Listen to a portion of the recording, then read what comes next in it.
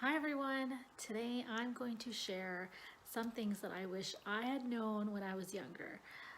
To be frank, there are a lot of things, but I've narrowed it down to 10, so hopefully you find them of use.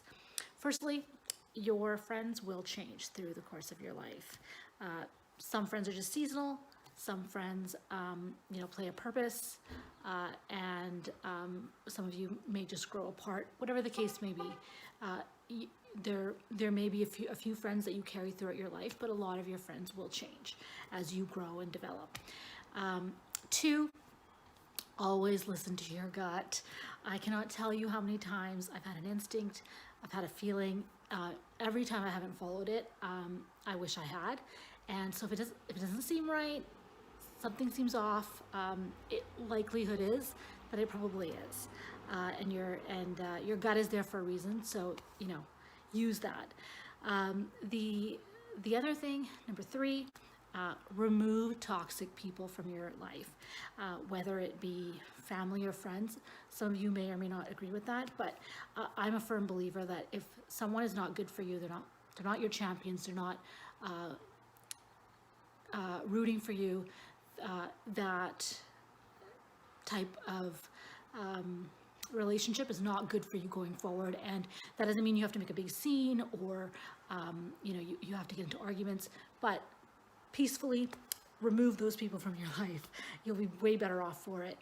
Four, my big tip: travel. It is so important to get to know yourself, and I'm not just saying traveling, sitting in an all-inclusive and having drinks served to you all day. There's a time and place for that, and believe me, I need that more than anything. But I'm talking about real travel, where you're going somewhere foreign, you may not know the culture, the language, and you immerse yourself in it in a variety of ways.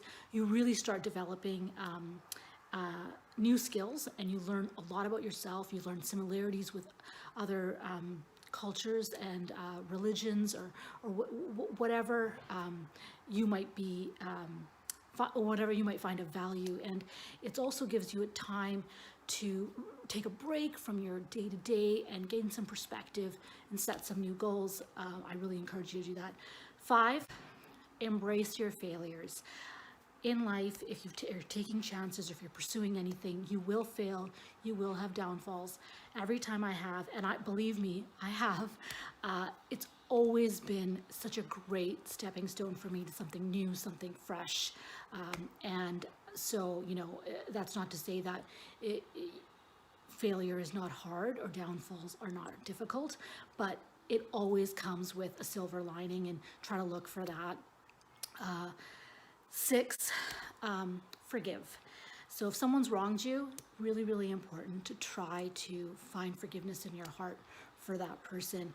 That doesn't mean that you're going to have a sit down necessarily and get an apology from someone, but what that does mean is you have to do a lot of the work, and heal yourself, because forgiveness is ultimately for you, not for the other person. So not forgiving or holding on to something will do more damage to you than it does to the other person. So try to find forgiveness if you find yourself in a situation where you have been wronged. Next, number seven, happiness is a choice. This has taken me a long time to really realize that no one can make you happy. Things don't make you happy. You have to really wake up and choose to be happy every single day. And that means there are tougher days than others. And you have to interpret certain situations to try to maintain that level of happiness. It takes time, it takes practice, and you can't always do it 100% of the time, but that's what you're striving to do. That's what to maintain a really healthy mindset as much as possible. Number eight, be honest with yourself and others. So this can be very difficult, especially in relationships, but being honest and being authentic is very important for your well-being. And there's not much else to say. That sometimes that means telling someone something very difficult, but you can do these things in a tactful way. So try to be as honest and true to yourself as possible. There's nothing worse than living with a lie. Number 9, this is very difficult for me, but being present in the moment, really enjoying and embracing and feeling the moment that you're in, and not always worrying about the future or thinking about the past. It's very important to take that time to appreciate what is around you. So try to be present.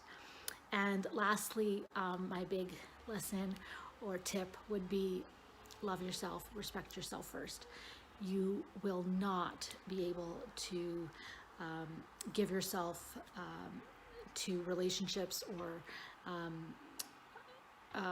to the world, really, if you don't take the time to appreciate who you are and love yourself and take care of yourself. So definitely do that. So that's it. I hope that's helped some of you today. If you liked it, please don't forget to like and subscribe, and I'll see you next time for Tell You Like It Is.